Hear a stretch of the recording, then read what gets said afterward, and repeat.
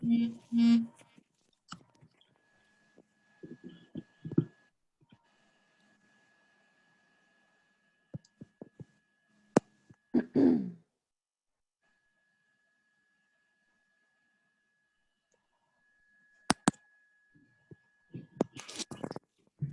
right, shall we get started?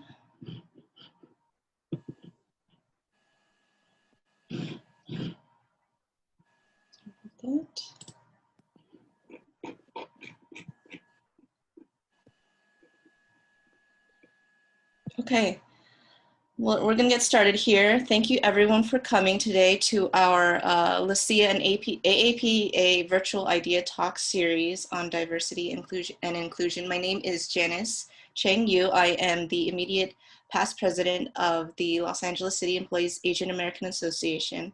And we put together this, this Idea Talk series today with our partner AAPA. Before I introduce them, I'm going to introduce a little bit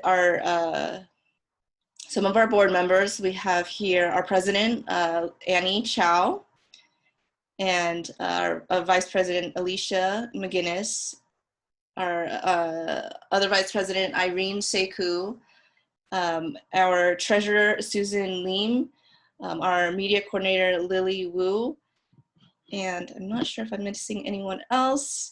And some of our other board members, we also have Yi Lu here. And now I'm going to introduce my moderating partner here today, Liana Ahmed from AAPA.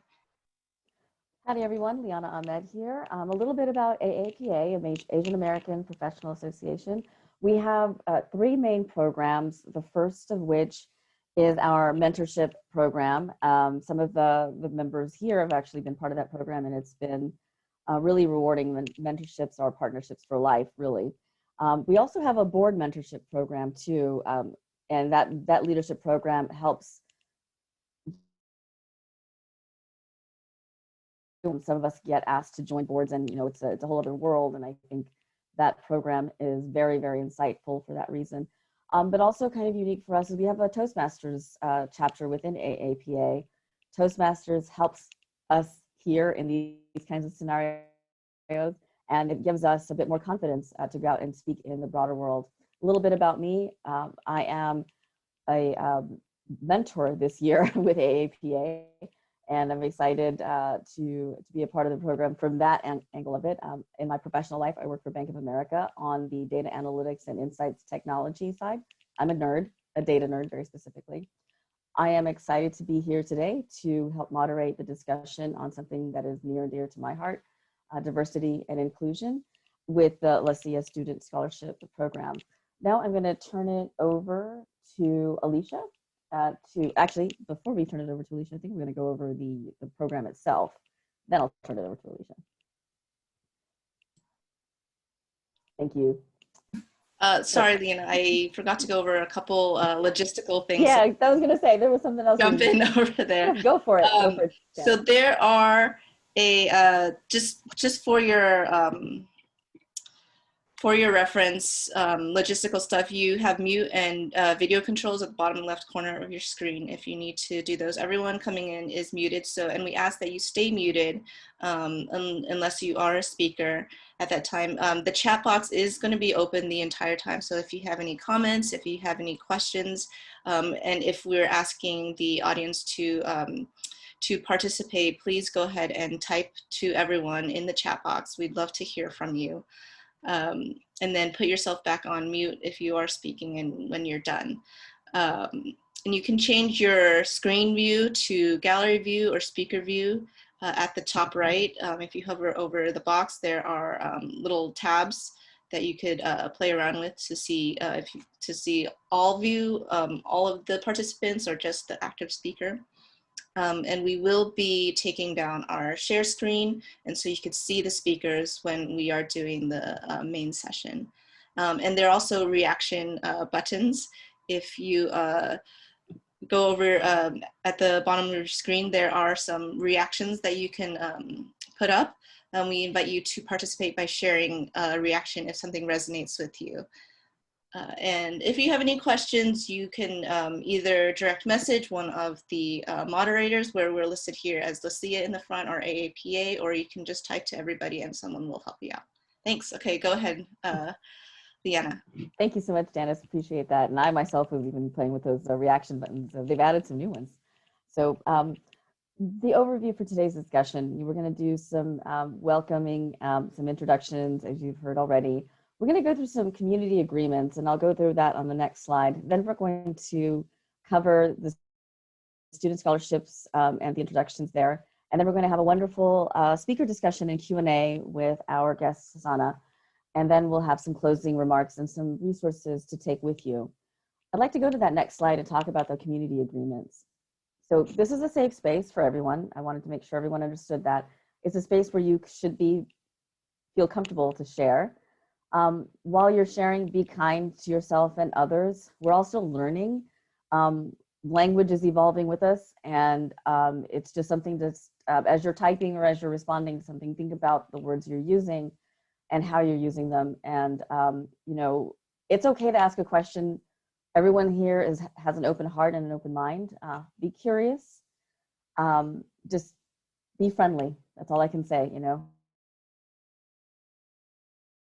Roger's mug with all these reminders on how to be. So take some lessons from him as well when you're thinking about how you're talking today. And try on the lessons that you're learning and the things that we're talking about here. Take them with you throughout the discussion here today and then afterwards. But also, most importantly, what I wanted to make sure you knew is that if there's something that we're missing from this community agreement, feel free to type it into the chat, and anybody with an AAPA or a LACEAAA will make sure that we add it to our list of things to talk about in our community agreement and the things that we want to share with each other. And also think about the things that you want to gain from this overall experience. What is it that you think is the most impactful to you? We'd love to hear about it. We'd love to share that with everyone. All right. So with that, I'd like to go ahead and turn it over to Alicia.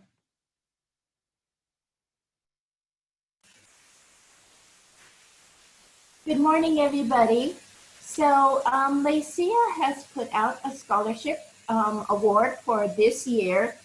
And basically, I'll go over what the question was that we asked students to write about for this year's scholarship. The topic basically was in regards to discrimination and their feelings toward it and how it has affected them and how they see themselves in being able to contribute to improving the situation. So our essay question for this year was, and I'll read it from what we put out to the students, is, with the ongoing spread of COVID-19 originating from China, Asian communities have been targeted for racial discriminatory actions. Results of this have created anti-Chinese and anti-Asian sentiments. So we asked them to write about the following. Number one, how have you or someone you know have been impacted by COVID-19 related discrimination, either personally or through media? The second question was, how has COVID-19 revealed discrimination that Asian Americans still face, and how does that go against the model minority myth? And the third question was, how can the Asian community respond to this current prejudice and work to prevent future similar occurrences? So these were the questions that were asked to the students, and basically we had criteria that we used in grading the students on their essays. Just basically, we looked at their essay itself, how they related to the answers to these three questions: discrimination, the model minority myth, and also we looked into their writing style. Other criteria we used was maybe a little more personal, like their personal growth, their professional growth, and also their volunteer work. Other more personal things we looked at were their awards that they received, also their extracurricular activities and their GPA. And that total score is what we use to grade each contestant for the essay.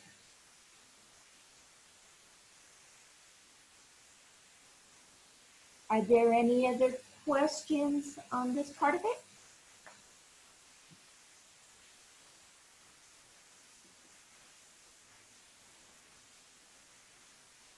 No? Sorry, Alicia, we were going to go over the honorable mention and the third place at this time and go into the third place. Okay. So we do want to thank everyone for that participated, all the students. We really appreciate the efforts you made. I'm sure it took time and a lot of work on your side. So we want to thank you very much for participating in our scholarship. So based on what I had mentioned, we came up with final scores. So I will go ahead and mention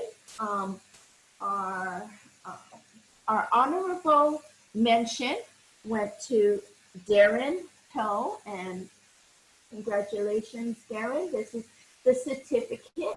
We will be going ahead and mailing the certificate along with anything else that goes to each participant. The third place winner, congratulations, goes to Yuri Nishi, and I apologize if I'm not pronouncing your name correctly, but congratulations. The certificate to Yuri, we present to you. As I mentioned, they will shortly be mailed out to you along with a nice gift. Thank you. Congratulations. Thank you.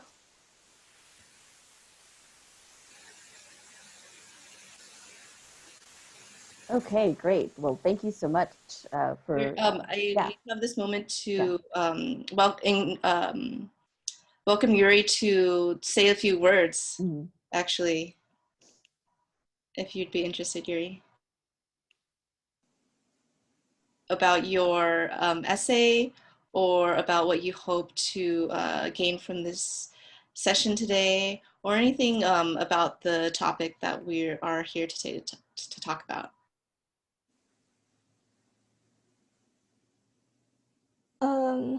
Yeah. Thank you for awarding me this. So,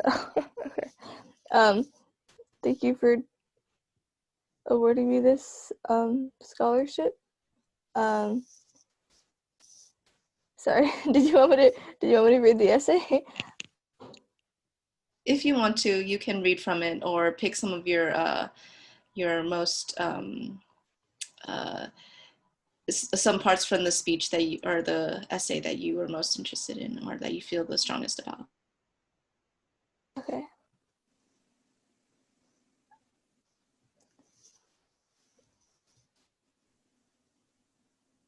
Sorry, I wasn't expecting.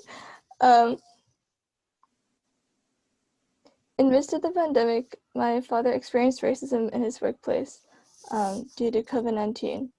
And like most racism, it was subtle and hidden, but clearly existent. As one of the few Asians in the workplace, a coworker complained directly to his supervisor regarding sneezing. He was a person of color, and he chose to anonymously complain against the only Asian in the office. And he did this despite the fact that it's coughing that is a COVID-related symptom. And my dad is Asian, so he has, relying on the Asian desire not to make waves, the individual knew that my father would not escalate the situation, but conversations with other employees, this employee asked, "When was the last time my father came back from China?" Answer is never. He has never been to China. In relation to this concept, I think that my dad exemplified the Japanese concept of gaman, or bear it. Many Asians follow this attitude where you choose not to react to microaggressions and instead you endure it. This produces a data feedback loop that encourages further racism because this these microaggressions are not addressed. And in American society, this Asian characteristic is often misinterpreted as compliance, and it allows people to be racist against you again and again, and it is not effective against toning down racism or prejudice. So in terms of the model minority myth, in the context of a hierarchy behind the veil of modern equality, it's sort of, sorry. Okay. It shuts people down rather than lifts them up. And this is because the model minority redeems the surface level benefit of fitting in. Asians are like stereotyped as smart and hardworking, and supposedly they've climbed their way to the top. Because of this and these stereotypes, all of these examples of being victims of exploitation are dismissed. However, I think that this model minority position is condescending and hypocritical because we are placed in a socially acceptable role. We are an extra amongst the privileged or an accessory to the status quo, especially in media. We are enough to be included in the circle and simultaneously not enough to have a voice. And somehow the model minority is supposed to be grateful for this distinction in stature, as if confrontation in the name of self-respect is to be inferior. But therefore, our only choice is to stay quiet and exercise the principle of gaman, or we commit the crime of exercising concern. So, however, this mono-minority myth does not work for us. So COVID-19's blame spread to the totality of Asia, and all Asians are now branded as a disease, and we are made to feel different and othered. And this separation extends to the interactions between Asians and other minorities. We're not exactly empowered to complain about our prejudice because it seems inconceivable that other groups of color would discriminate against Asians.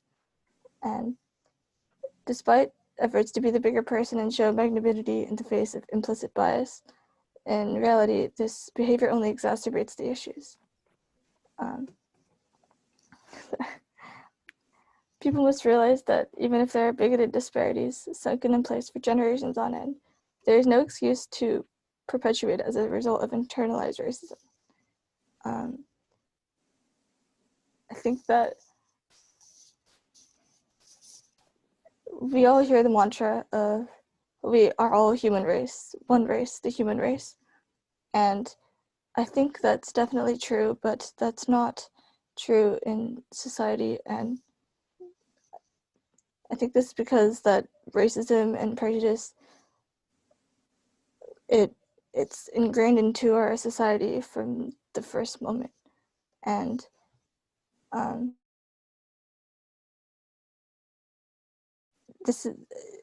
we can't reverse time. And I think that we cannot say that this is true until we start working to make it true. I think that in order to make advocacy for other groups a part of our mission, we need to stand up for other people. We need to stand up for other Asians because racism against other minorities, such as the Muslim ban or the Chinese ban,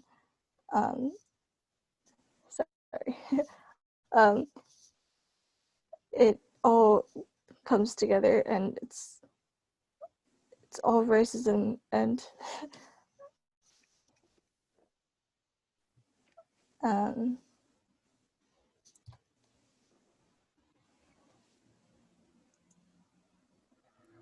We're glad to have you talk today. Sorry.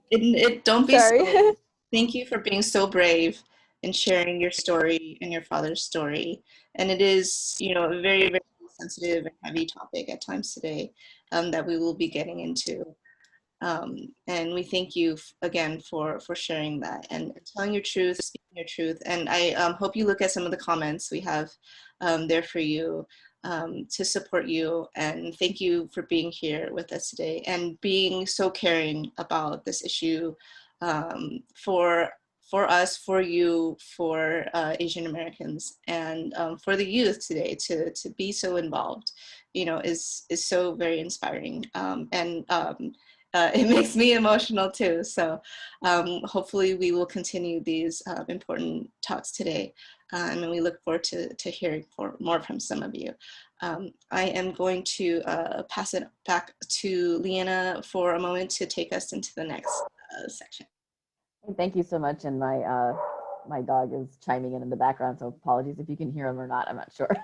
So, well, thank you so much, Yuri. You said some really difficult things, and I really applaud you at your young age to be able to talk about them so succinctly, especially in your essay. Really looking forward to what you do next, and especially in helping us propel these issues forward and resolving them, right?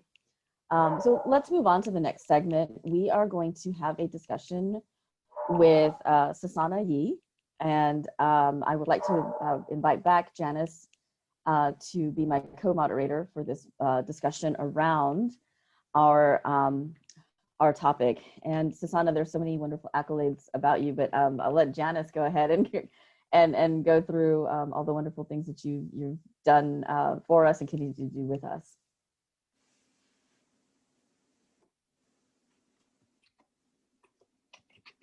And Janice, you might be on mute, my love.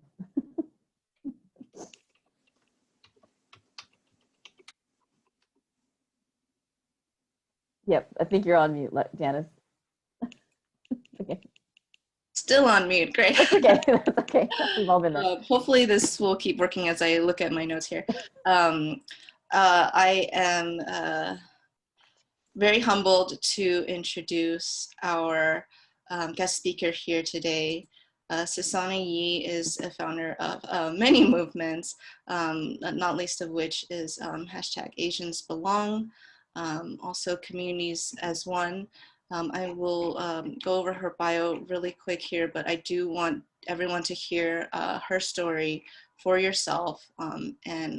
She has a very unique story to share with us, and I'm so glad that she is here today to help lead us through some of these discussions.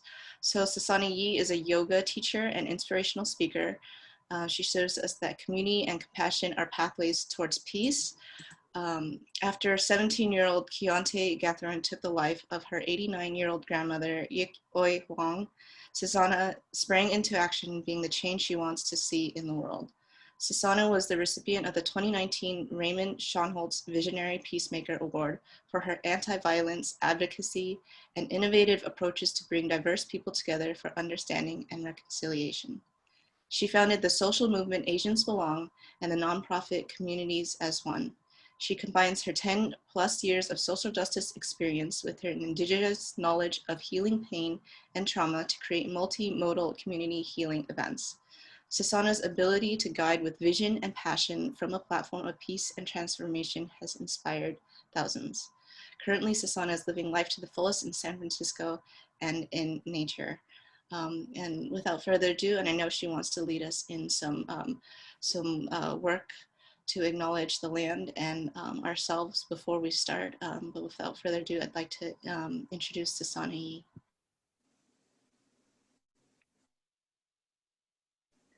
Thanks, Dennis. Thank you, Lucia, Leanna, Karen, Alicia, and all the organizers and the students who participated in this essay contest. You're all my role models and such inspirations. Thank you. So, yeah, before I dive into who I am, I'd like to acknowledge the land that we are currently on. If you don't know the indigenous people who were first here, I invite you to Google it, put your city, put indigenous people, and the name of the tribe will pop up, and that's the territory that you're currently occupying. So I am in Ohlone territory in San Francisco. And I just want to say that it's important to acknowledge, because they were the first people who belong here on this land, and we are all settling here. And we acknowledge their great stewardship. If they did not preserve this place so beautifully, it would not still be here for us. And so we have a responsibility to take that forward in stewarding the land the best that we can. And also, in addition to land acknowledgement, I practice grounding with breath work. The breath is the most important thing in our lives. Without breath, we do not survive. And a lot of us are not skilled in taking deep breaths. And so it causes anxiety and stress, tension, and we are not embodying our full selves. And so I'd like to take a moment here, especially during these difficult times in our lives, and with the heavy topic of this event, I like to invite everyone to close your eyes for just a second, and letting your hands be free. They can be on your lap. And we'll take a deep breath in through the nose and exhale slowly. Yes. We'll do this 2 more times. Inhale deeply, feel your spine, honor and dignity in that beautiful spine, and relax the shoulders. Exhale. 1 more time. Inhale deeply,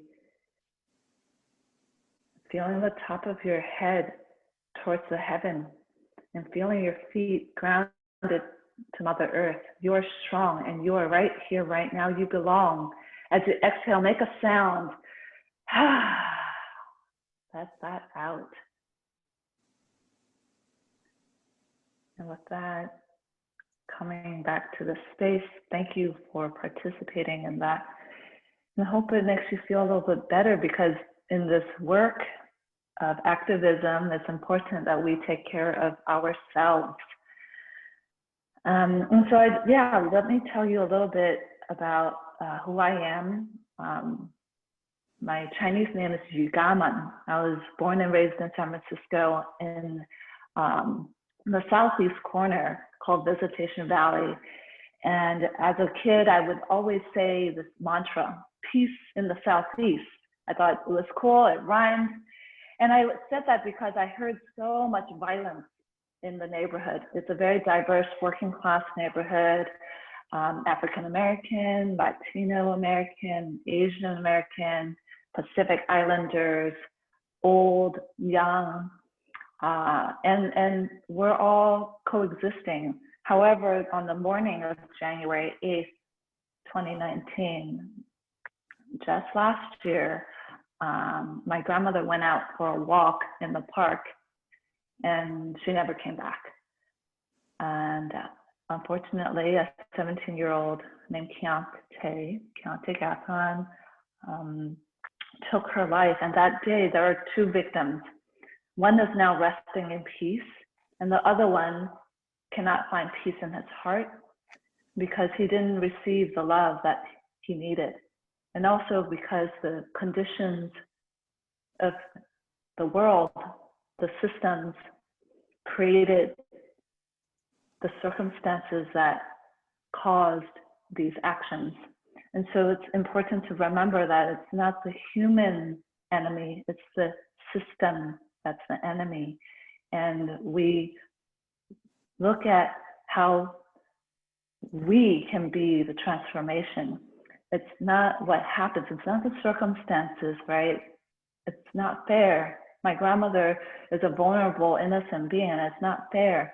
However, it's what happens. How do we transform, alchemize a situation and use it to uplift each other? And so that's where the story begins with my work. Asians belong. We belong here. We've been excluded before, And now it's our time to claim our space. I say there's an acronym to be real. If you show up real and authentic, you belong here. You have a place because you are physically here, right? You take up physical space, and now it's time to use our voice. So real stands for reclaim our stories. Be proud of who you are.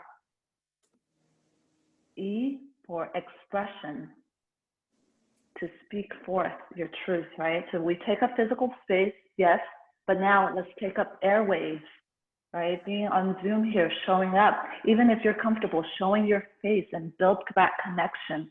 Don't be afraid to take up space. And so A is affirming, right? Taking action to affirm and be visible in that space. And then love is the last, is L. We reach out and we love each other, again, despite our circumstances, because we all bleed red. We are all one. And from these things, these actions after the incident, right? Asians Belong came out of COVID. Communities as One came out of the tragedy. And Communities as One, this nonprofit that holds my work now, is, I call it the lotus that rises out of the mud. If you know, dirty, muddy, environment is where the lotus blooms. It is where the lotus thrives. And so we are all lotus. Hurtful circumstances fall on all of us. And so how do we rise and use this as a light to guide and bring hope to others? And so that's where Communities as One, Asians Belong came from. And thank you so much for having me here. I'm excited to converse with you all. Thank you so much for sharing, Susanna. I really appreciate you being so candid about the journey. I know it hasn't been that long, so the pain is probably still very real, and I bet talking about it has been very, very helpful. So throughout this speaker discussion section, we also have some polling questions, and my sister in arms here, Janice, will help us with those polling questions. And I think, Janice, you've got one queued up for us. I'd like to go ahead and pass it to you to start us off. Hi, yes, so we're going to start with this one poll, but thank you. First, I want to say thank you, Susanna, for sharing your story. And I have so many questions because there's so much involved in here, and it's such a personal and tragic story. And I mean, hopefully, we'll find out with this poll here, but I wouldn't even know how to begin to respond. And so one of my questions for you, as we go through this poll, is to know, what were the thoughts going through your mind when this first happened? You talk so magnanimously about where this hurt came from, or the root of this violence, and where it doesn't start with just the incident, but much farther in the past. But is that where you started from? And what did you go through to get there? But we wanted to, let me share this poll really quick to see, who else has maybe experienced some of this before. So this is our first poll here. If you you can, I will launch it, and you can just select one, read all the answers, and you can select one, and then we'll give you a couple minutes to respond.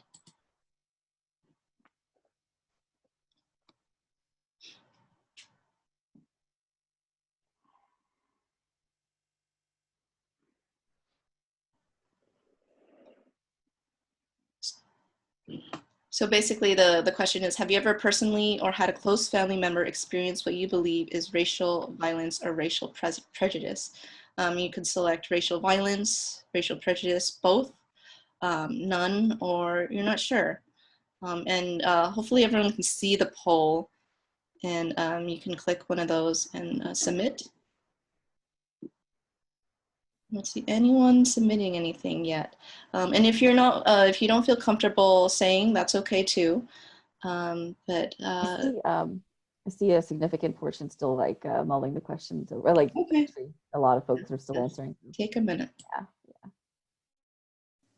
I'm really encouraged by the amount of participation I'm seeing here. Thank you guys for really taking heart. It just ratcheted up in less than a minute to like over 75% participation. So I'm excited to give y'all some extra, like another 30 seconds or so, and then we'll close it out.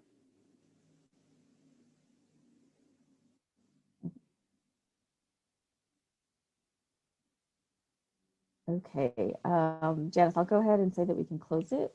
Okay, let's close this poll and see if we get anything. I'm not showing any results. I'm not exactly sure what happened here. Yeah, for some reason, I don't know if I'm sharing the results or not, but basically the number one answer by a landslide that for some reason I can see at this point is 64% have said that racial prejudice, not both racial violence, but just racial prejudice. And we were tied for not sure and none. I'm so happy actually if you haven't experienced any. And then just a few people have experienced both violence and prejudice together, but a good number of the folks, and that was about an 80% out of our attendees who participated in this particular one, they've experienced racial prejudice. So a significant number of you understand exactly what we're talking about here today. So I'll stop sharing those results and close that down. I'd like to go ahead and get us started in talking, Susanna, about some of the, and Janice, you asked that question about, that moment after the tragedy happened and how you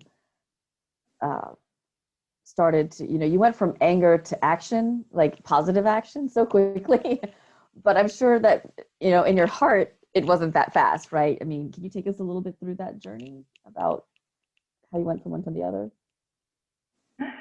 Thank you. Yeah, it's kind of crazy because the year prior, so the timeline I think is important to share. 2018, I took a year off. I quit my job.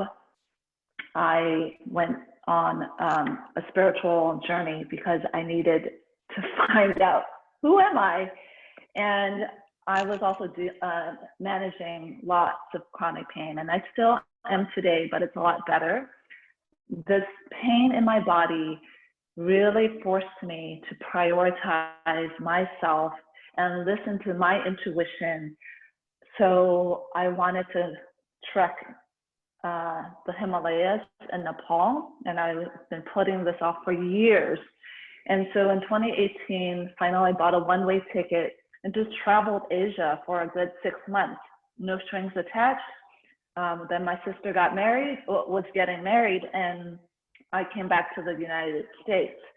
And towards the end of the year 2018, I always like to end my year with a meditation practice. So I went on a 10-day silent meditation retreat. And I came out, this was January 4th or January 3rd, right? 5 days later, January 8th, grandmother had the incident with grandmother, right? So I was very grounded in peace. I found peace within. I did not feel the discomfort of pain. And as I learned about my pain, it's actually quite the teacher. So that's been my journey through yoga and meditation. That was my training. It's important to get to know oneself and be strong within. And thus, I felt the universe handed me this incident. And so when it happened that day, I lived only 4 blocks away. I ran to her house. I saw her in the sand pit. And I will spare the gory details, but you know, if you know Vincent Chin's story, his brains on the ground, well, I feel like that, you know, my grandmother is very similar.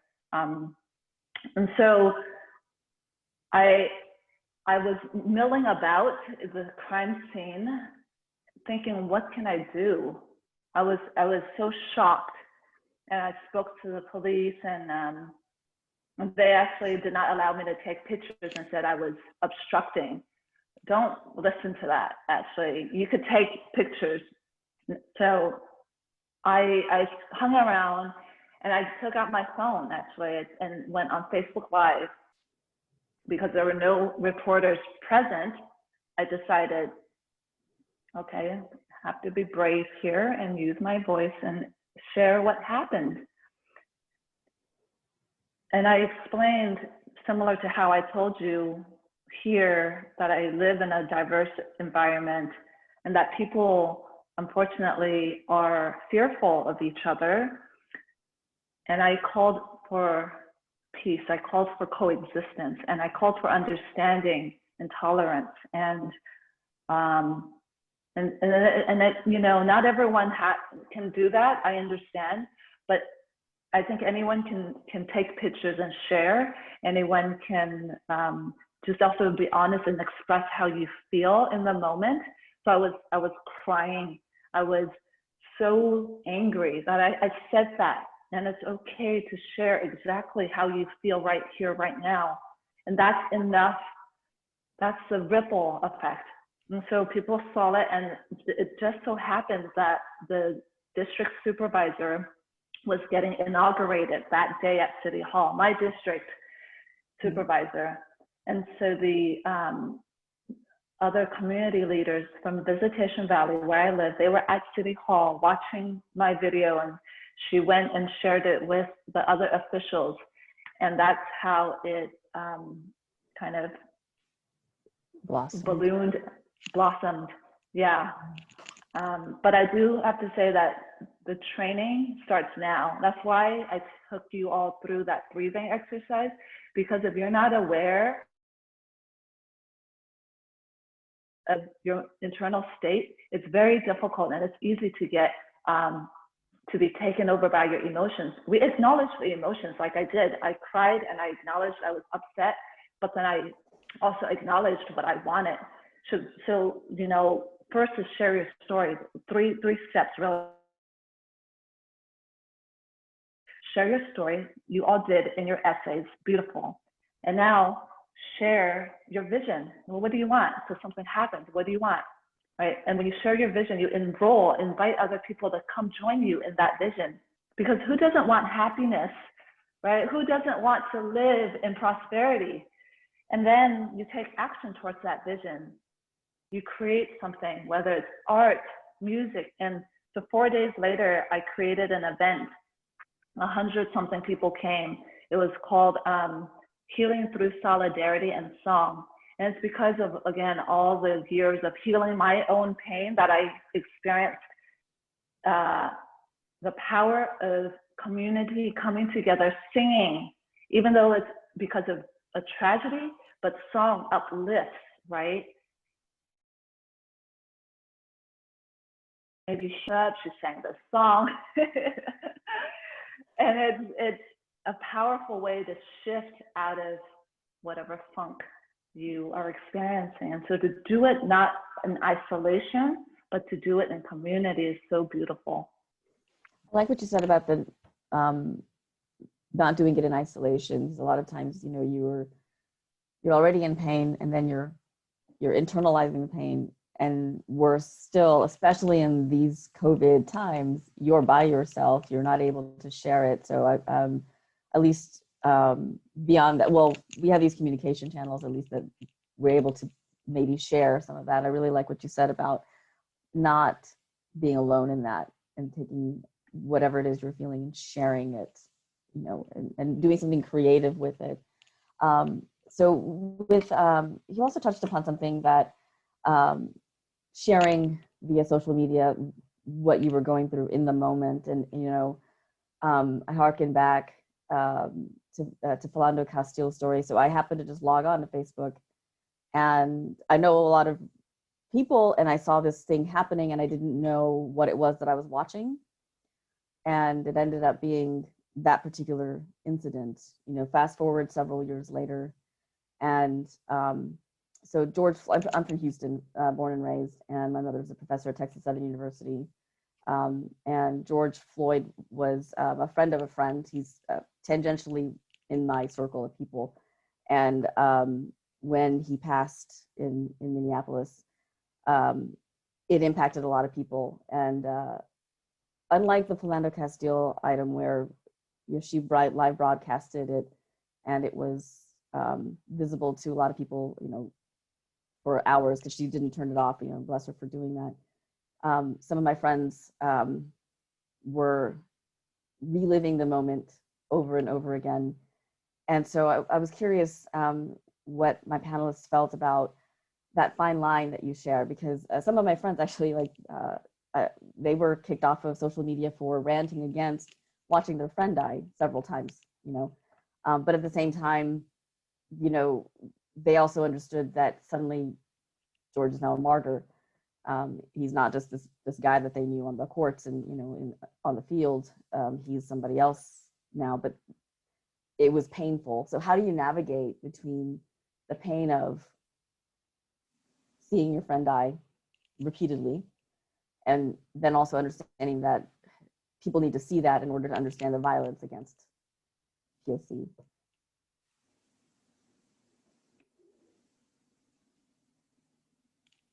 Yeah, that's a very fine line. And when we talk about revolutionary acts, it begins with the internal and personal revolution.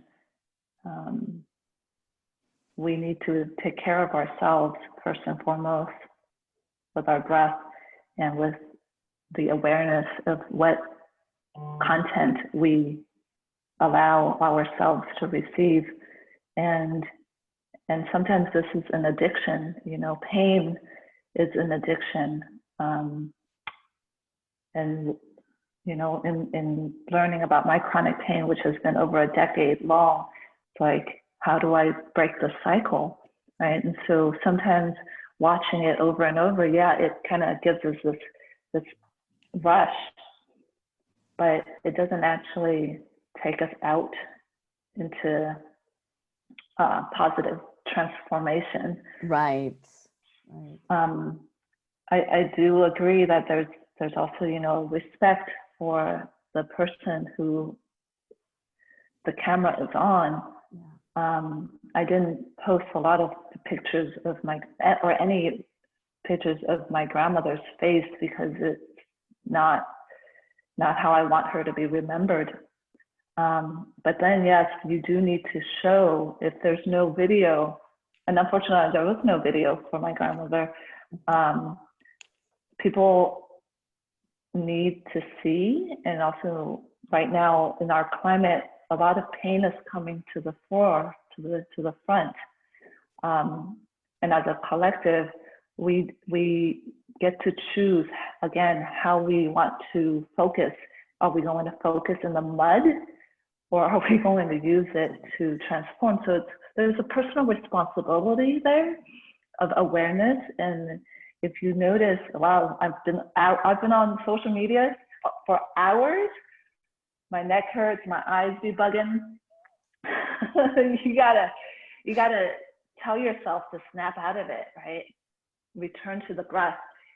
That's where, again, it's like spiritual gym is important, right? You go to the gym, you build this muscle, but what about the muscle of your mind and your heart, right? And so this is why it's so important now, starting today even, you carve out some time to put on music, to get quiet in yourself, so that you know how to handle all this news, all this chaos, and find a path that is true for you.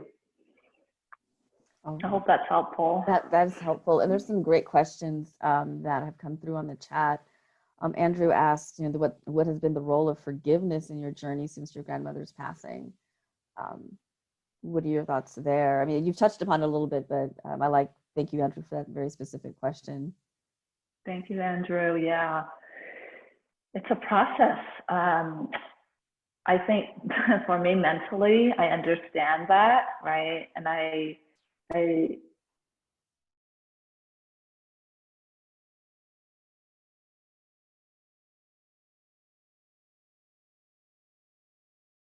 hard.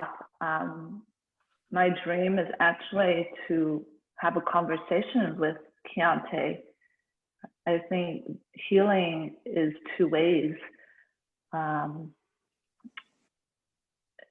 The apology needs to be heard. My family needs to hear an apology, and until that happens, my family and I, we do our inner work of not letting anger poison us, not let hatred color our lives. And so that's, again, why I come out and speak, is because you're all supporting this change, and you're actually helping me heal. So I'm so grateful for this space. And that's, yeah. Well, thank you for this, because it's not easy. It's not easy to talk about at all. These are, and you know, I want to thank our LACEAAA and AAPA partners for putting together the space, and the scholarship topic and some of the essays that have come through are just brilliant. You know, I can't wait to hear some of the other recipients as well. But thank you guys so much. And Janice, what are some of the things that you've been experiencing lately as well in your journey through the COVID year, as it has been become to be known? Yeah, I mean, I think all of us have, it's the social media aspect of it is almost unavoidable. And even in the news today, you hear things, but I think as part of that, that's in some ways progress, where in the past, maybe it wouldn't even be news, you know, some anti-Asian violence or bias, you know, some graffiti scrawled on the wall, it wouldn't even make the news. You know, or and sometimes it doesn't make the news, but there is anyone can put up anything now, you know, and that's a curse and a blessing, that you know, someone can call this out. You know, Susanna had the ability to go on Facebook Live and say, look, this is happening, or this happened, and this is important, and you know, the world needs to know that these things are happening, and that Asians are being targeted, or people are being targeted, our elderly relatives are being targeted. I wanted to go into some of the student scholar essays to talk a little bit about what their experiences were, like Yuri's, who, you know, bravely shared earlier about her father experiencing this. And as I was reading it, I thought about, you know, it's, you know, I thought about my dad, who is also a city worker, and, you know, what he may have experienced, and just the thought of, you know, if anything ever happened like that, he probably wouldn't even share it with me. You know, it's kind of this thing that a lot of Asian cultures have, where you don't share your pain. You kind of just hold it and bear it, you know. And giving us the term Yaman, yeah, the term that I didn't know we had. Yeah. And that there's an actual term for it, right? And I'm sure in many cultures there's a term for it too, but to you know, it resonates, I'm sure, with all of us in some ways. You know, you might not think of it might not come to you at first, but then we are all connected in these types of ways. And you know, so with Yuri's story, experiencing that with your coworkers who you thought, you know, you're cordial with, like people you think maybe if they're not your friends, but you see them every day, you know that they are respectable people, but then you hear these kinds of things come out from their mouths that are totally antithetical to how you how you thought your relationship was, or how you thought this person would have treated you. And so if we, and what I thought about also was, you know, this can happen among among races, among ethnicities, among your own ethnicities. You know, as a Chinese person, there's stereotypes that you know that I hang on to, you know, about Chinese people. You know, you know, about myself and about the culture. And you know, they say stereotypes are based in truth, but how do we go beyond that and not look at some of these things as like, oh, attributing it to, oh, this person did this to me, so that means everyone in this ethnicity or everyone, you know, that looks like this person is going to be like that. You know, we sometimes have a tendency to do that. How do we move beyond that? Agreed. My internet connection was acting up a little bit, so apologies if I froze or you guys froze for a second there. Same here. Everything you said, I especially on our elder generation, maybe not necessarily letting us know what they're experiencing. And I like the fact that our generation is coming out and speaking the truth about it and sharing even some of their stories that they were not comfortable sharing, because let's face it, they had it a lot harder than we did. They were establishing us, right? We have the benefit of their foothold. And if you've ever moved away or just been far enough away to where you don't have that foothold or that support, it's a little daunting to be the first. And we understand that had a lot to do with their silence, but now we can speak up for them, and we can help stop this from going forward. Now, I wanted to talk about some of the other, they had some other polls, and Janice, I'll leave that up to you if you want to do another poll. But then we wanted to talk through some of the model minority myth that that has, quite frankly, been shattered, and but not enough, I have to say. It's we're now the minority of, you know, disease, and you know, if you look at my last name, you were talking about just co-worker incidences after 9/11. I certainly experienced some interesting comments targeted directly. You know, people were very emboldened to say things to my face, even at the workplace. So and also, when you look like me, I've heard all kinds of remarks when you don't know my name and you assume something about my identity. So there are some interesting stories there to share for a later time. But I wanted to talk about that model minority myth and all the things that our air quote leader has said about us as Asians. So Susanna, any commentary there on what you saw and what you felt, maybe even in the aftermath of what you were dealing with your grandmother's passing? I'm going to share this poll really quick. Go ahead. Yeah, please do. On Asian American history, because a lot of this, some that came out of our essays, student essays, where, you know, they didn't know, these are high school students, right? And they didn't know what the model minority myth was. And I don't remember learning that in high school either. I think I learned it in college, but I sought out taking Asian American studies in college. And so we were interested in seeing, you know, how many people out there even learn Asian American history in school. You know, there were, you know, less than a 10% of the population in the U.S., but, you know, we're an integral part of the U.S. history. And so is there enough teaching of Asian American history in our schools? And I just wanted to get a quick poll of how many people out there actually learn anything about Asian American history. So take a minute to respond to this poll, and then Susanna can talk a little bit about what Liana and I were talking about. You know, it's funny, you were talking about Asian American studies. I didn't have that option at college. Let's just put it that way. There were other things, but nope. I didn't, not even an option. And I love my university, but it just wasn't there at the time. I think it's there now, but not when I was there.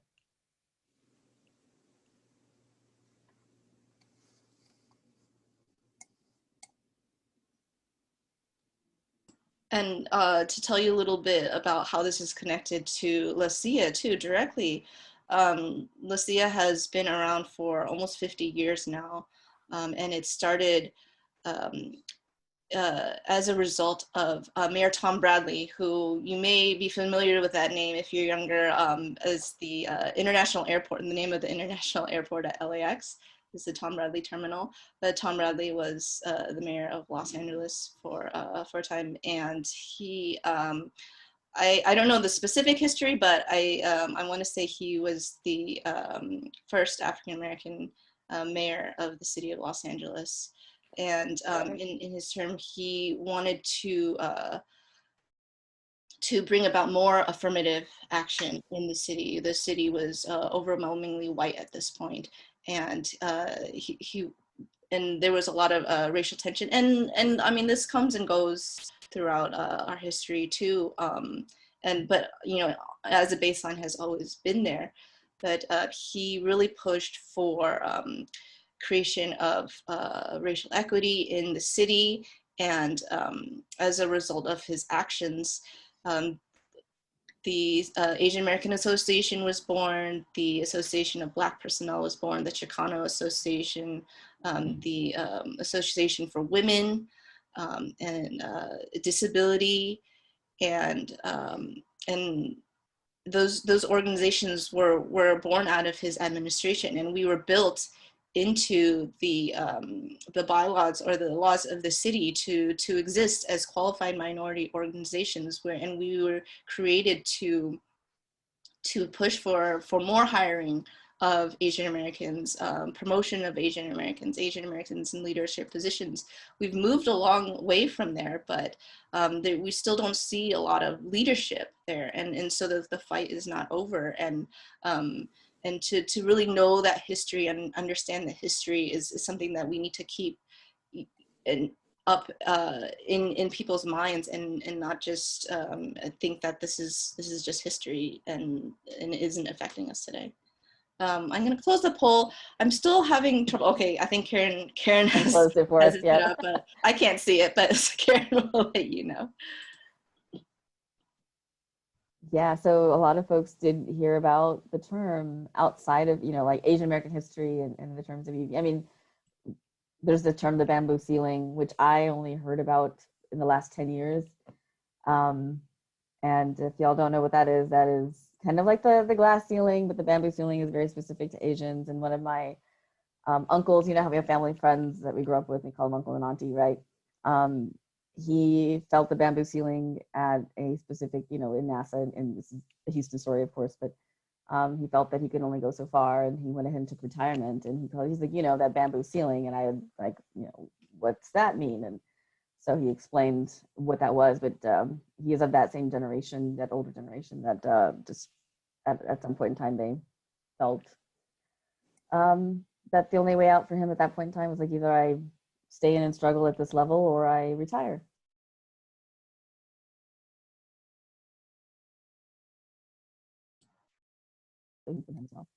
So Son, do you have anybody anything else's to add experience in this, our discussion on this? Yeah, the term model minority, I also learned later in life, and growing up in San Francisco, it's so diverse that, you know, I didn't really understand what racial oppression was until learning in my workplace. They had diversity training.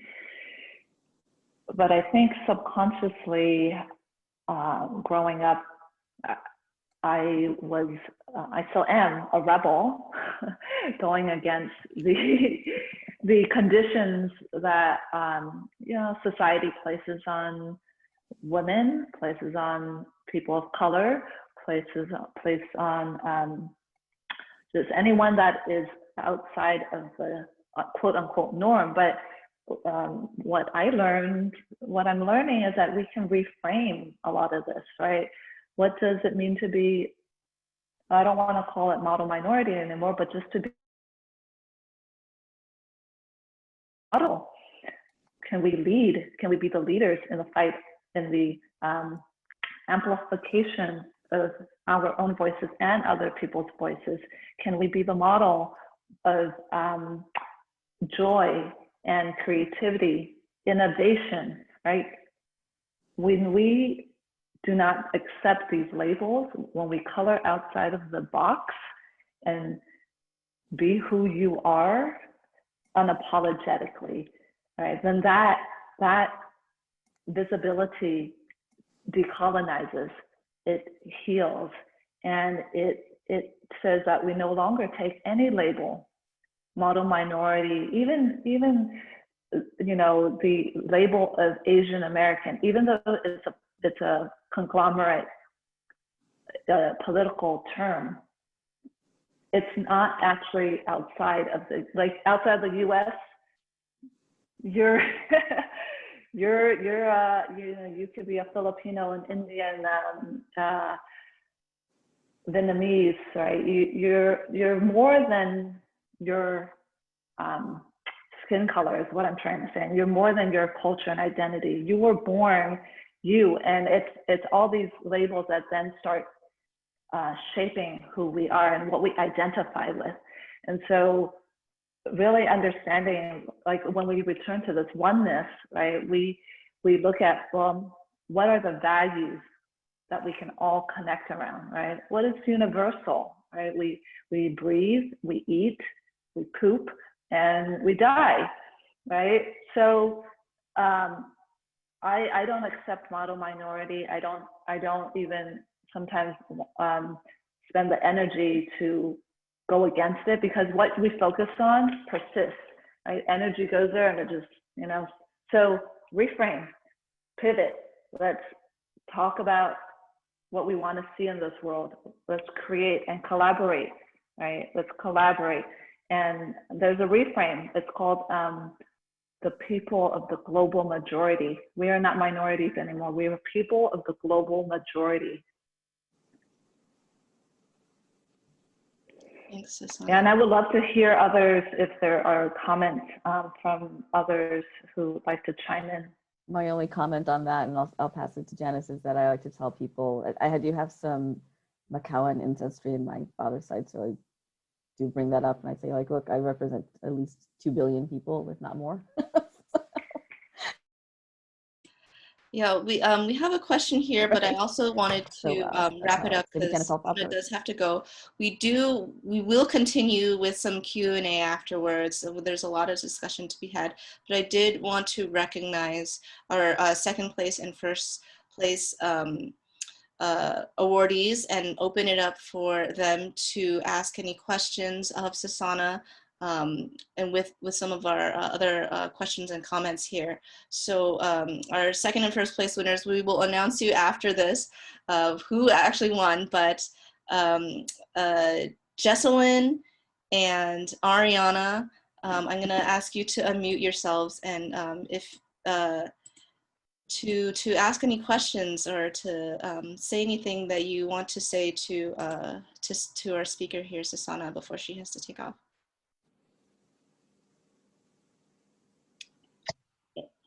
Okay.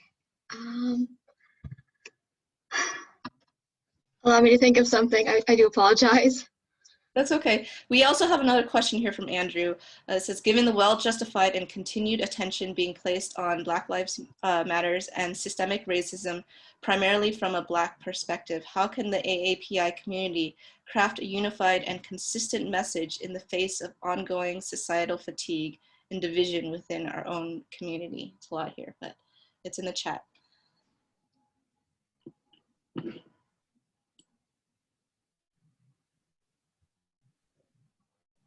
Is this a good time to comment on that? Yes, go ahead, Susanna. So I'm going to a rally that starts at 1 p.m. It's an Asian American-led rally against racism and hate crimes.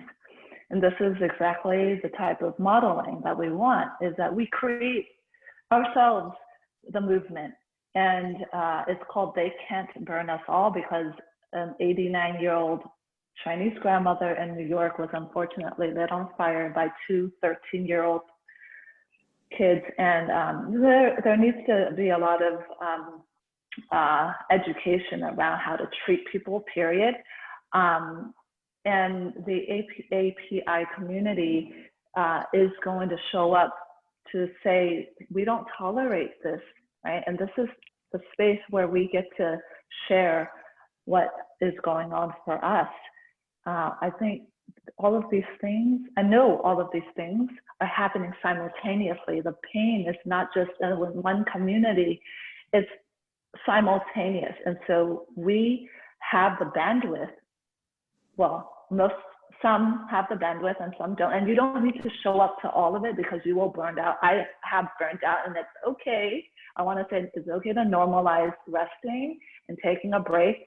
And then other people can show up, and then you show up when you can again. And so, you know, Asians Belong is something that we've created to say that our life is also precious, and we get to speak, and we get to be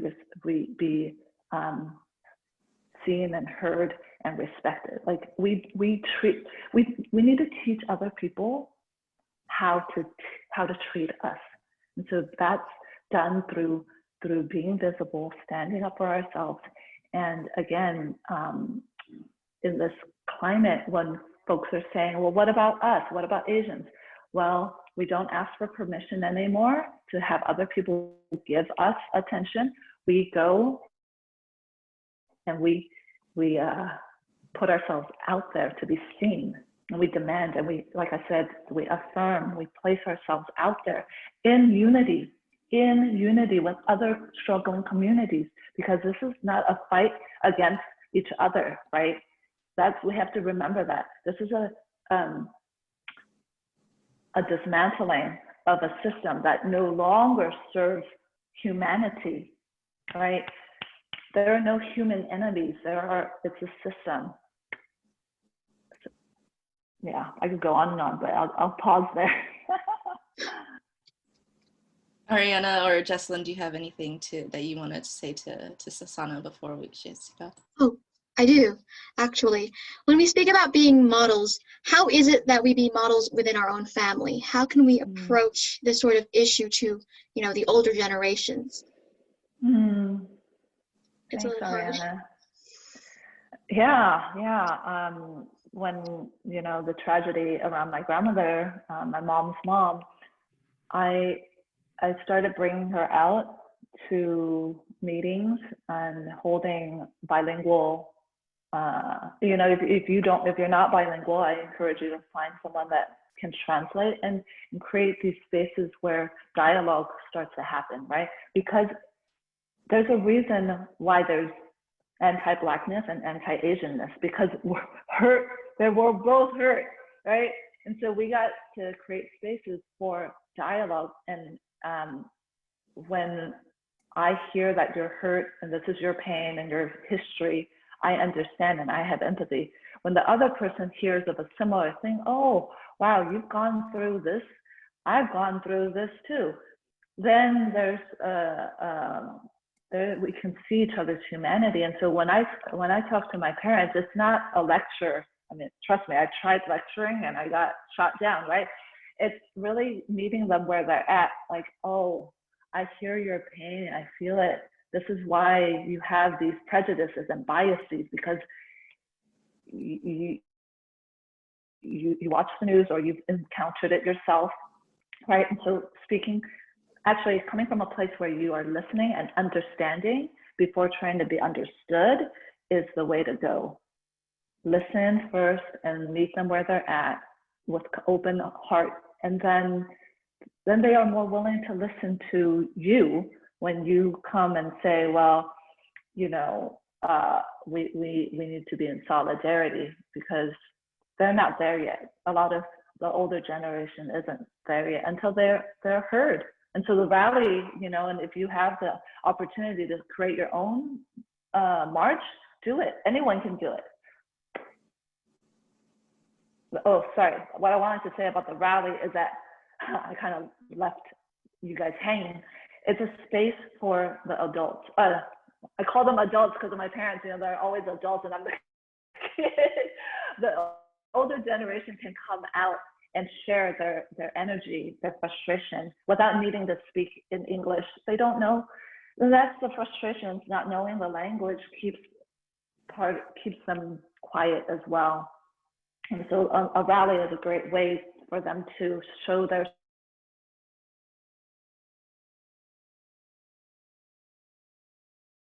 and frustration out. So yeah, these are ways we can support our older generation. Does that help? Yes, thank you. Yeah.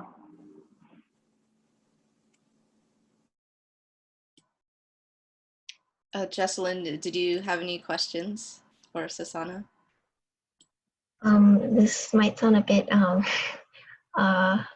unimportant, but how do you relate the issue of Asian American discrimination to other ethnicities? Thank you, Jesselyn. There's no comparison of questions, and I also want to encourage no apologies needed for showing up, especially as women. You do not need to apologize. So Asian American discrimination is a question of how do we connect that with other discriminations?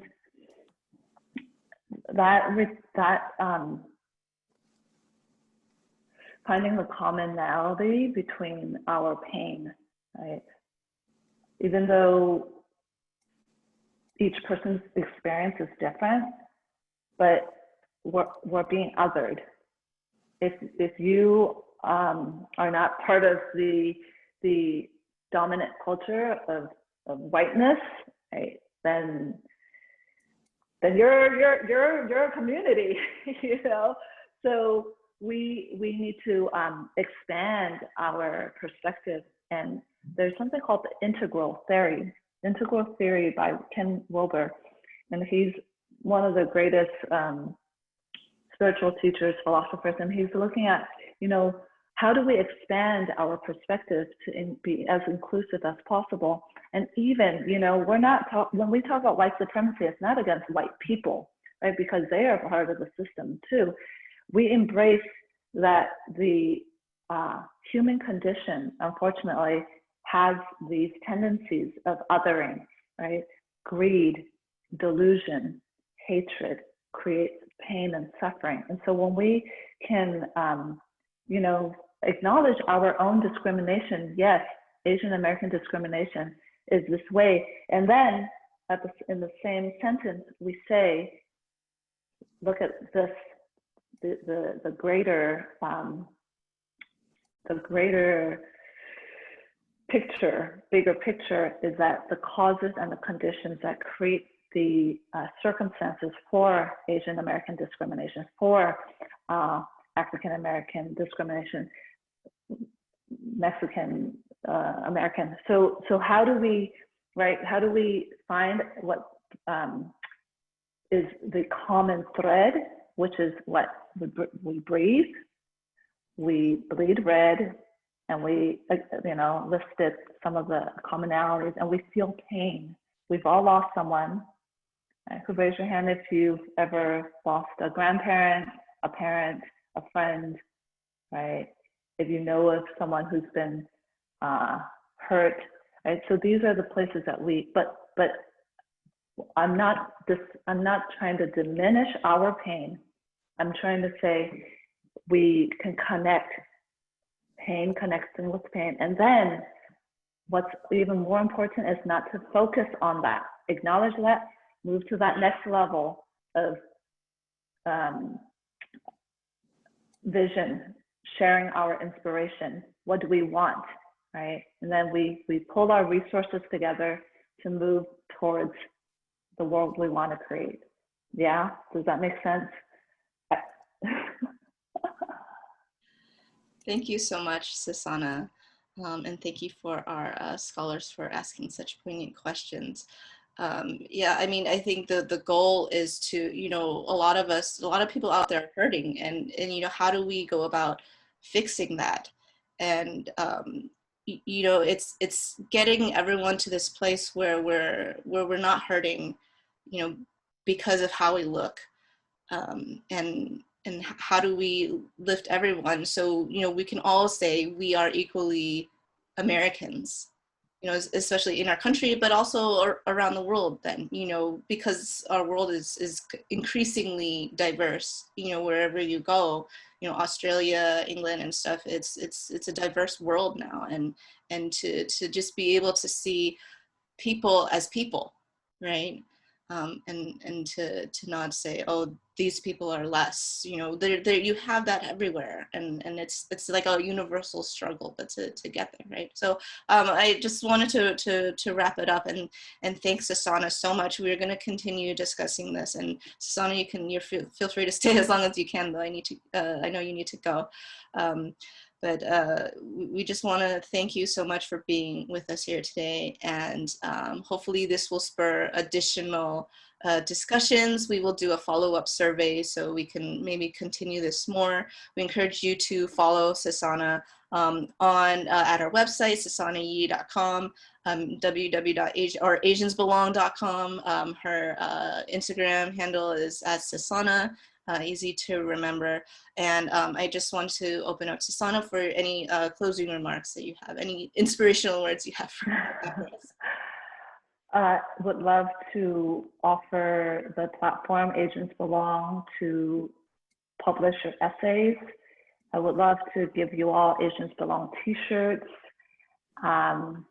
Would love for you to even be a volunteer with Asians Belong to support us with the social media posts, share your stories, and invite friends to share stories, because when we share our stories, we actually are sharing our American stories. We are part of the American fabric. We belong. And if we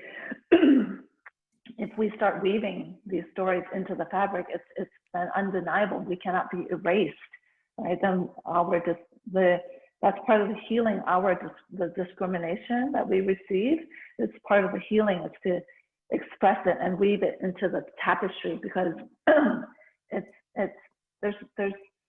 it's never perfect, and it's never all positive and rosy, right? Pain and suffering exists, and beauty exists. So we're all going to weave that together on Asians Belong. And I just want to also say that we need to vote to get our voices heard. That is another way to show that we are here, we belong. We belong in the White House, we belong in the boardroom, we belong on big stages. So do everything you can to express yourself, whether it's online or in person. Thank you so much for having me here today. I am super inspired to see you all, and hope that we can continue these really important and juicy conversations. Thank you so much, Susanna. I really appreciate your candor. And Asians belong. We belong. Absolutely. Asians belong. Thank you, Leanna. All right, Janice, I will pass it on to you, and I think you will be, or Alicia will be introducing our next winners. Yes, I'll hand it off to Alicia to congratulate and announce our second and first place awardees. And we can also remind us and to congratulate our scholars on how much they're actually going to be receiving in this scholarship. So Alicia, if you're ready, take it away. Yes. Anyway, we have a second place, of course, and first place winner. So I will start with the second place winner, who is Jesselyn Gianca. Congratulations, Jesselyn. Give a picture of your award you'll be receiving via mail. Thank you for your efforts. And of course, it leaves our first place winner to go to Ariana Castro. Congratulations, Ariana. You are our first place winner. And just to let you know, for our winners of the scholarship, the first place winner will receive $500. Second place winner will receive $300. And the third place winner will receive $200. And thank you very much. Congratulations. Now I want to give the floor first to our second place winner, Jesselyn, if she'd like to say in a few minutes to either talk about your speech or talk about any personal experience or express anything you'd like to say to our group. We'll have to say, Jesselyn, is she here? Is she online? Yeah, I'm right here. I know. Go ahead and you have the floor. Oh, dear Lord. Um, well, my thoughts on the essay topic prompt was about racism and the recent acts of racial violence and discrimination was that it wasn't that surprising that people have this engagement because well, it's not really the first time we've experienced it. It came from somewhere. An example of this would be the Japanese internment camps because those happened out of a place of fear of not little information and just a lot of misinformation, and they just kicked these Japanese people out into the middle of nowhere for no good reason. And I can also feel sort of an anti-Asian sentiment at school. I can feel it during recent times because when me and my Asian friends go and get good grades, I mean good scores on tests or exams, things like that, some people would, how do I say it? When we say we get good scores and we compare them to our non-Asian classmates, they'll make comments like, oh, it's because you're Asian. Oh, it's because you work hard and you're smart. You're just that, like something like that. And I know they don't mean it for like, it's a joke. It's like, they don't mean it as a bad thing, but you can just sort of still feel that anti-Asian sentiment, even though they don't mean it. And yeah, and for most Asians, it's not surprising because most Asians don't really want to confront this type of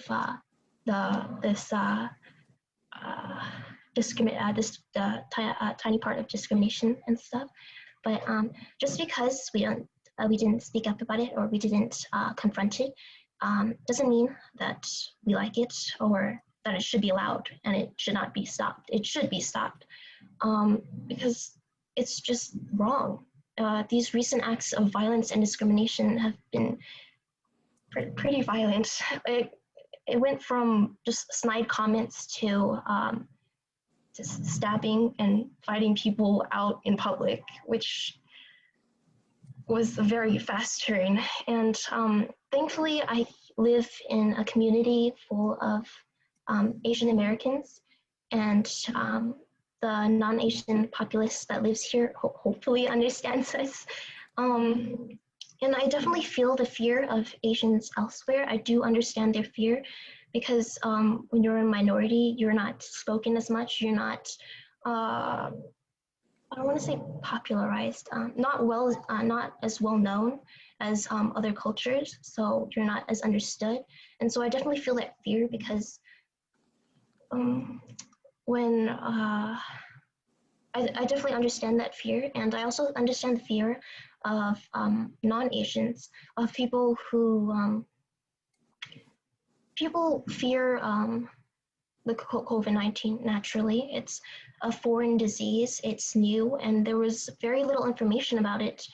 And us humans, we don't like knowing, we don't like the unknown, we don't like not being in control of stuff like information or this new disease. And so when they find a firm point in this whole chaos of things, they will stand on it. And that firm point that they made was that it did that the COVID-19 did populate in China. And because of that fact, they made assumptions and inferred, which any normal human should, but their assumption that Asians suddenly had like COVID-19 because we were just Asian is a very wrong assumption. Just because we were associated with where it first populated doesn't mean that we suddenly have it, that we're biologically like inherit this disease and nobody knew about it. People have had this racism, and while we all have dirty secrets that we want to keep inside, and I think it was just this anti-Asian sentiment was just suppressed.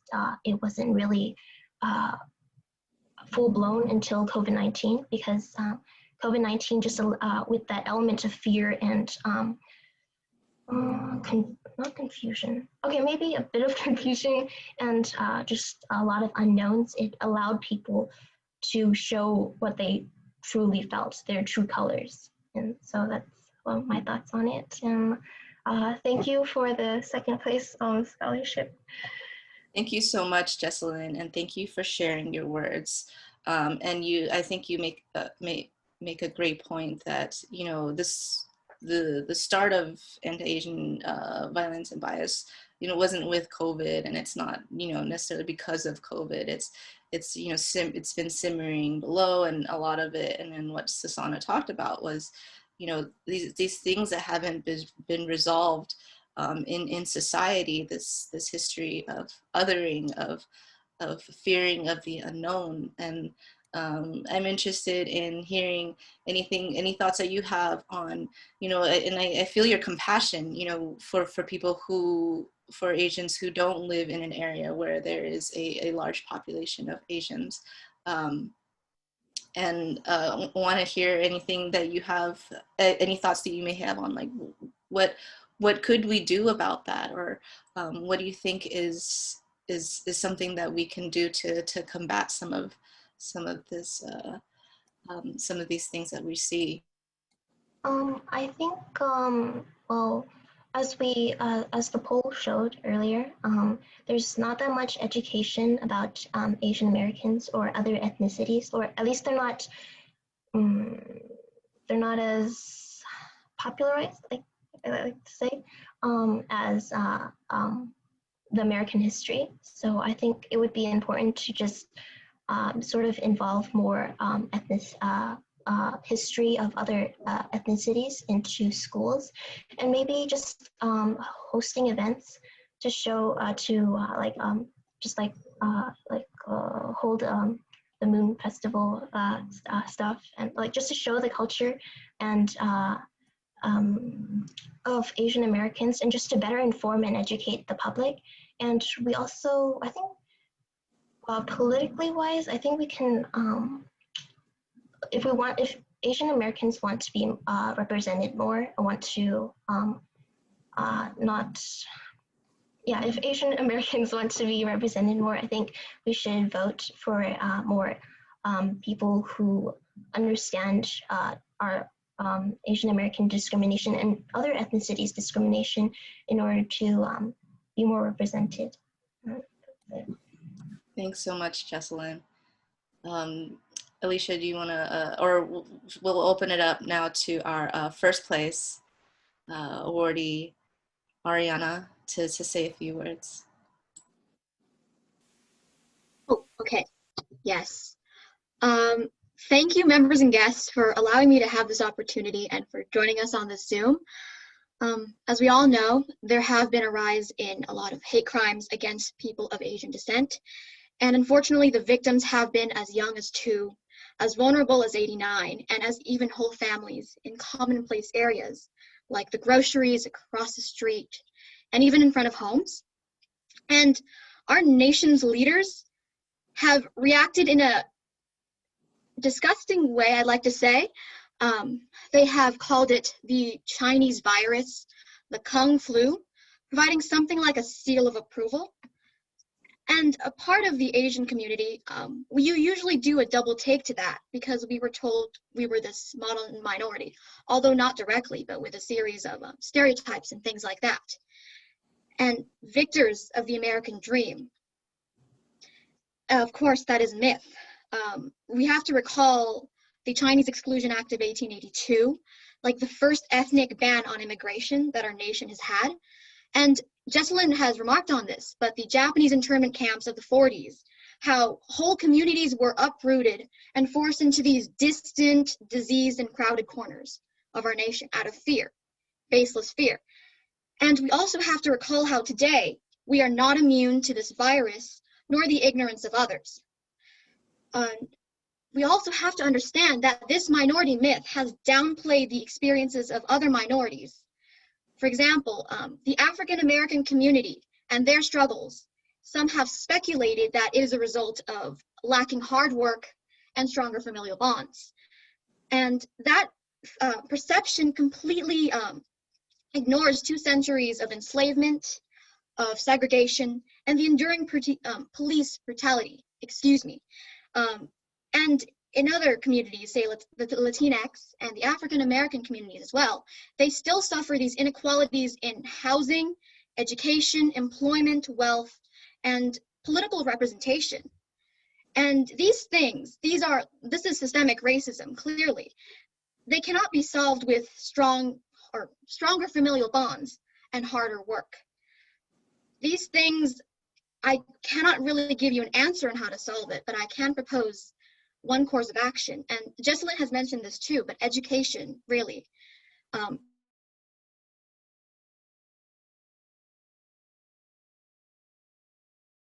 In my restorative justice circles of my school, and I've seen how really limited our knowledge is on these sort of topics, these social issues. Like I've entered a classroom and silence when we ask how to define stereotype. And so I propose that we do have these consistent, meaningful conversations on stereotypes, like their consequences, and to prevent them. And we have to integrate that within the curriculum, especially to younger audiences, because they are aware. Even like as a child, I see these tiny little things on the media. It is there, and we have to like sort of ease their way into understanding it before they form these baseless assumptions that really might harm in the long run. And also to ensure that no stone is left unturned, we have to ensure that staff and educators are also trained properly. And I know they are now, but we have to really widen this throughout our nation.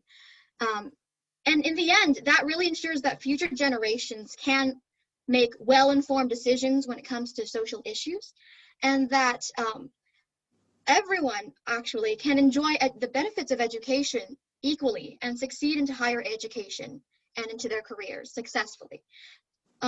Yeah, these times are really uncertain, but I'm actually a little more hopeful, knowing that I mentioned this in my essay, that change is no longer a possibility, but a reality. We have these movements like BLM and activism and protests, and like you guys here before me, like willing to change. And I'm glad of that, and thank you.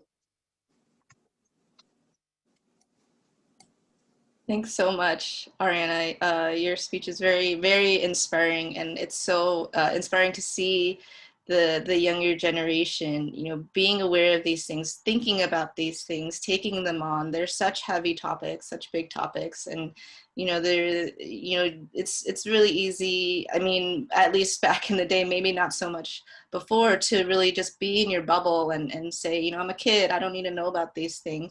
But I know that for you and Jesselyn and the others, you're on the cusp of being, you know, 18 if not already, and you know, being able to vote, and hopefully you're getting that message, you know, in your schools, like voting, being participant in democracy is important, and wanting to make some change in your world. I'll open it up to Liana to say some words, but I also want to open it up now for our Q&A. We have our session at least till noon, and I know I want to hear from, we've heard from a lot of our youth, and it's so inspiring, and you guys are leading the way. But we also are here for our members, our LACEAAA members, and a lot of us, our parents, and parents of kids these days. And, you know, the thinking doesn't always mesh the same. You know, it changes throughout the year. A lot of us, you know, as Irene mentioned, as we've talked in our discussions before, and with the history of LACEAAA, you know, there is a history of fighting for Asian American rights there. But there's also these periods of, you know, we've done well. You know, we've worked this way through, you know, through the struggles. This has always been around, but we've been successful doing it our way. You know, is that not good enough? You know, there's lots of thinking out there. There's lots of diverse thinking about there, and every like Sasana was saying, you know, everyone is welcome to speak their truth, and it is what you believe is what you believe, and don't apologize for it. You know, we are here to listen, and to all perspectives, you know, to your own perspective, to your own experiences. And so I want to hear from some of our LACEAAA members on, you know, what their feelings are, you know, what they're seeing, and what they want to see, and how they're feeling about all of this going on. Can be very, very overwhelming. And yeah. So we can do some hand raising if you want to speak. If my moderators can help me sort through that. But I'll open up to Leanna first, and then we can take some hands. Yeah, I'll say go for the hands. It'll be fast. It'll be a quick way to find out. I'm going to go into another mode so I can see everybody as well. There we go.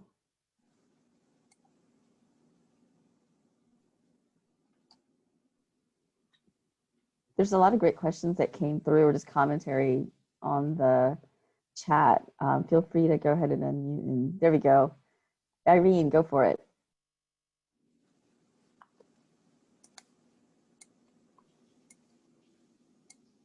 Yeah, I'm so proud of everyone. And also I'm really inspired all the speech from the scholar recipient. And I really glad, you know, we can keep up this association, and, you know, connect with other association together, so we can move forward, because this is about the time Asian Americans should speak out and also represent us, and we can promote some leader and to move forward. Thank you, everyone.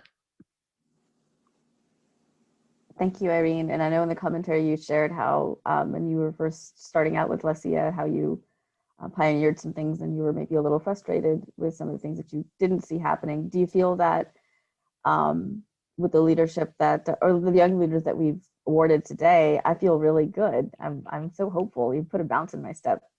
How do you feel about that?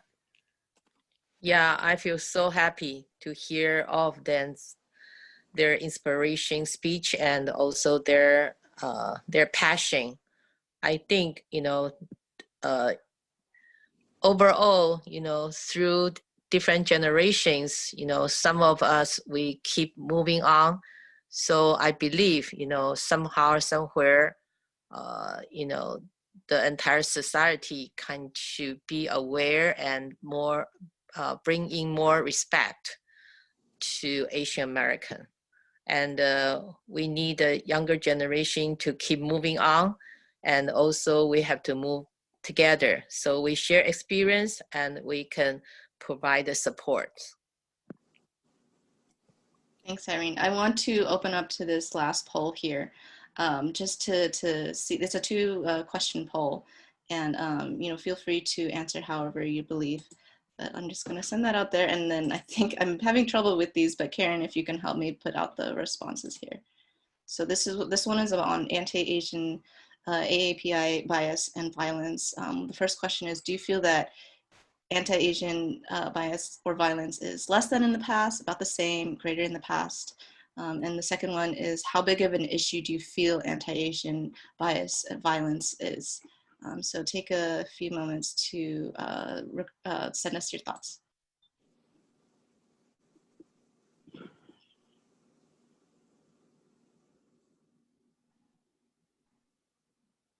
And while they're answering, so Janice, what are your thoughts just in with LACEAAA and the future? I'm so inspired by the leadership that you guys have awarded here. What are your thoughts here as far as like the next steps? I mean, what can we do? What can we do to help LACEAAA? Yeah, I mean, so with our history of starting, and our mission is still an affirmative action organization, and some of the newer challenges here today are, getting our members involved in more than just getting to know each other in our social events, but to see more of this promotion. So we do a lot of work with exam prep for promotions, a lot of internal stuff, but I want to see us do more with bringing more people into the city as well, opening that up to the city career. I think I can speak for every LACEAAA member here that we are all very grateful for our city careers, and it has helped us raise our families.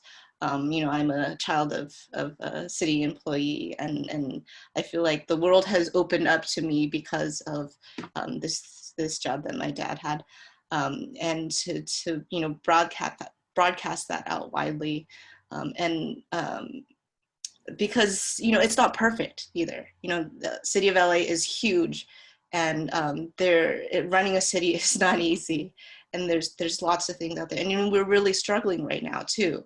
And our main purpose is to serve the citizens, and to we're part of that, to make sure that people aren't left behind, not being able to pay the rent, not getting enough food, having food deserts, not being able to get supermarket in their neighborhood, or and also if you look at Los Angeles, it is actually quite segregated.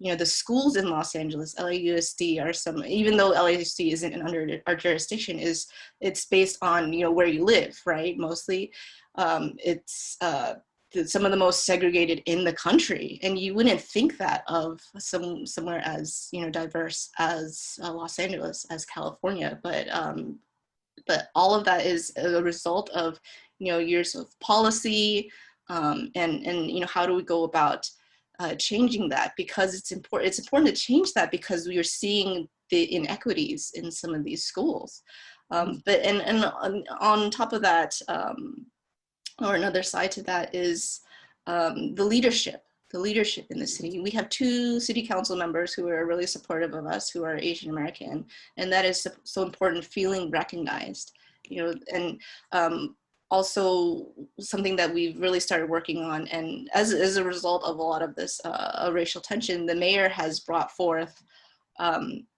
this plan for equity in our departments. But it's interesting that we have these organizations, these affirmative action organizations, and we weren't even contacted about the mayor's plan, as if he didn't know that we existed. And so we need to make sure that the leadership in our city knows, we are here. We are part of the city, to use us as a resource. We are here to help, and we know we've been living this. So make sure that we're included. Thank you so much for sharing that. Yeah, go ahead. Here's the poll here. Yeah. Oh yeah, look, it's done. Do we get? I can't close it now. Did someone else close it? I think I can stop it. So I will. Yeah, but I don't know if I can share the results. I think Karen, I think you might be typing out the results, and I can visually just talk to them. Several of you, actually, the majority, felt that it's the anti-Asian sentiment or bias it's greater than in the past. Slightly fewer think it's about the same. And here's the thing about that: if you thought it was pretty bad and it's still pretty bad, then we think it's about the same. So I feel like I think Jessalyn, you brought up the fact that we're actually seeing physical violence now as well, right? So the greater than the past is definitely there. And then the second question about how big of an issue do you feel anti-Asian bias violence is, the majority 54%, sorry, it is of significant concern and we need to do more to address it. Just a few think it's a huge concern that's in need of bold action and we need our own movement. But very few of the others got any responses.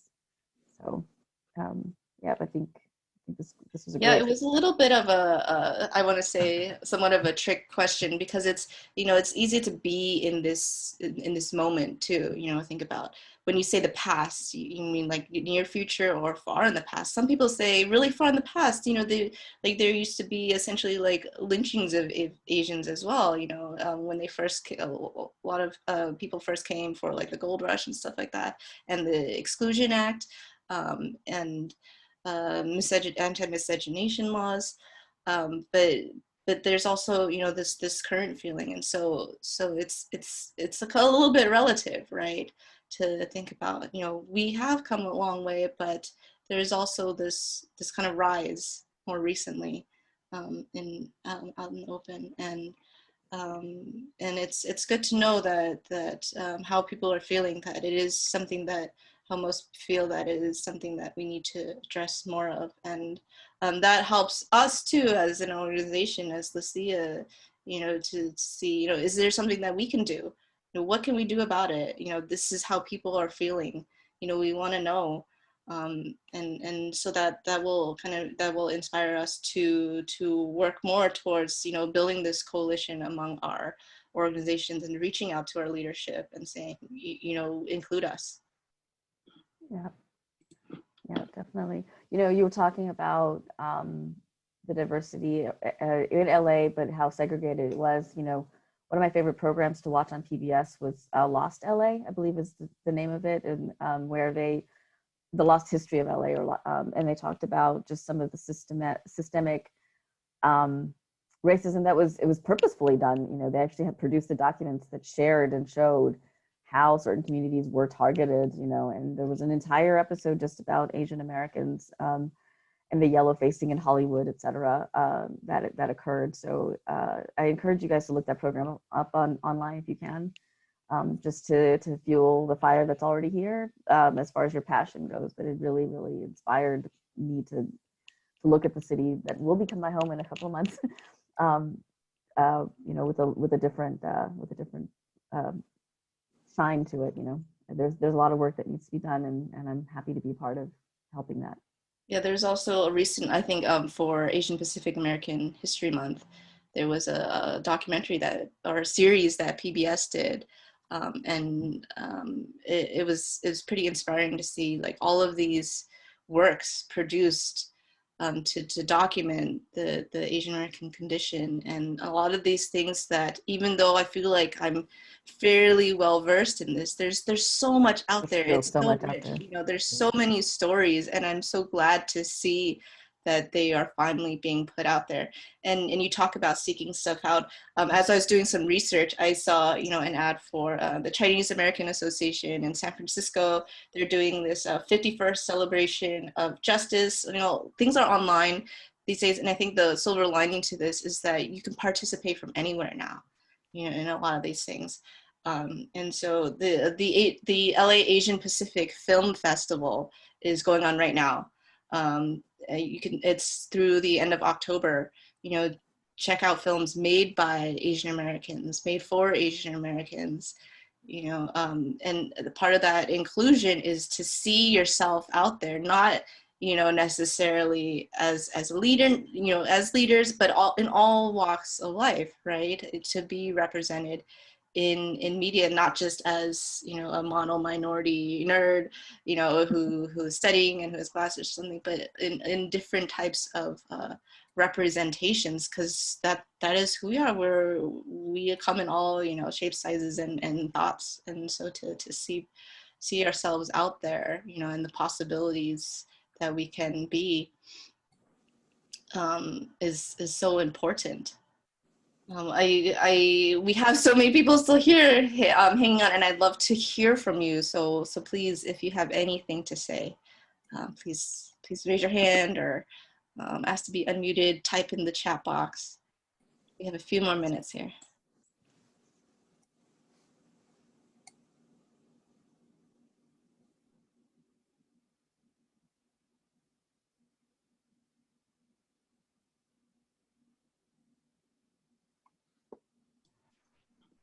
Not seeing anything. A lot of people are content to just listen in today, and I thank you so much for that. So we are gonna wrap up then. We'll send out some a follow-up survey to our attendees. I want to thank everyone for being here today. Thank Susanna again, even though she's not on the call anymore. She's out there, being what she is, and not being apologetic about it. Being an ally out there, and also supporting Asian Americans in the process. Thank you everyone for coming to be part of this conversation, even if you're just listening, because as we learned, the part of the biggest thing is to listen, right?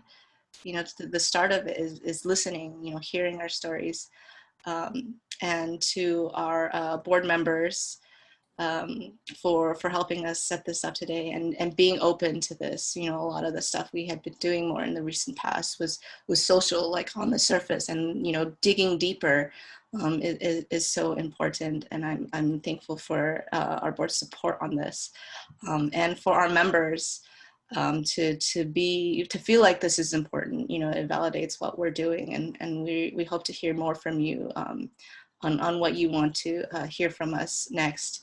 And of course, our scholarship winners. Thank you so much. You really inspired this. This is all because of you. Your stories here. We found this is the way to celebrate you. Hopefully, and hopefully you found it helpful and inspiring to yourselves to do more of what. I'm so sorry.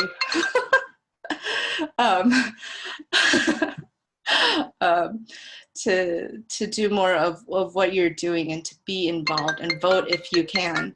And to AAPA, thank you for bringing this to us. We are so thankful for your partnership, and we look forward to more. Leanna, any last words? Oh, no, you said it all. Thank you so much, Janice and LACEAAA, for the opportunity, and congrats to our winners. You are the best of us, and we look forward to seeing what else you guys can do. And thank you. That's all. Go forth and change the world, folks. Yes, thank you. Okay, have a great weekend, everybody. Ciao. Thank you. Thank you all. Bye. Have a great one. Thank you. You too. Thank you, everybody. Bye. Bye, everyone. Bye. Bye.